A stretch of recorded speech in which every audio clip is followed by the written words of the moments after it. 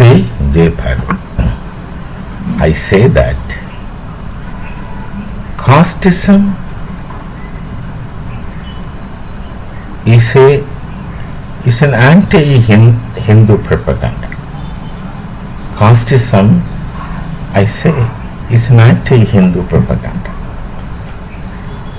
Who speaks, if you just closely observe, who speaks more about caste? It's mostly the anti-Hindus who speak about the castes.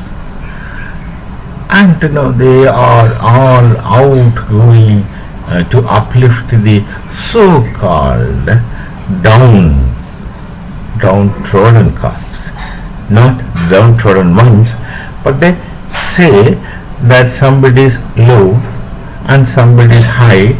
There used to be such impressions in the past, but that no longer is the case in the real sense of the term. It's no longer the case in the real sense of the term. Things have changed and are changing fast. So who are the autochthones and champions for the so-called low castes? They are now Hindus per se. And those from another religions who are so worried about the caste within Hindu Dharma do not speak about or do not mention the kind of sect differences within them.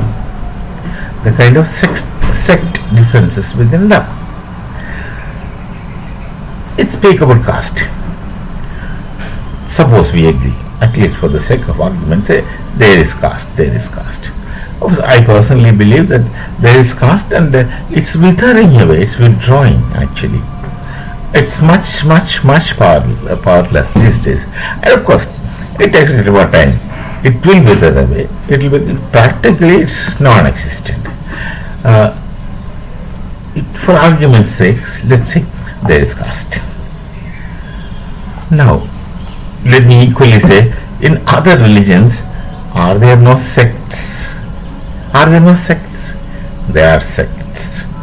They don't use the term caste, but they have different names for multiple sects in all other religions. I'm talking about Semitic religions. Now, let's compare Bharatiya caste with sect. The differences. For us, irrespective of whichever caste you are, we go to the same temples. We don't have separate temples for separate castes. And we don't have separate priests for separate castes. But look at the sects. One sect did not go into the place of worship of another sect. Each sect will have their own respective sectarian priests. To the extent that I would go on saying that they would have the separate sectarian gods possibly. Their place of worship is different. That each sect has got different types of priests and each sect has got a modified religious text suiting to their requirements. So they have their religious text different, they have their priests different, they have their place of worship different, they do not intermarry, though they say they belong to some whatever religion, they do not intermarry and they also don't interact. They interact only because the Hindus are the majority. Otherwise they would have long fought among themselves. So, which is stronger, the Hindu caste or the non-Hindus' sectarian attitudes? I need not to speak more, you know it. You look at their differences, that their differences are strong. They are more conscious about their sects and they want us to fight in the name of castes. Of course, some politicians would like to cash on that caste difference and they keep doing it, they are still doing it. But which difference is actually real as compared to one another? Their sect difference is more solid, more rooted and nearly irredeemable, and their differences are much stronger as compared to the castes in Hinduism. That's it. That's all. Now it's for you to think.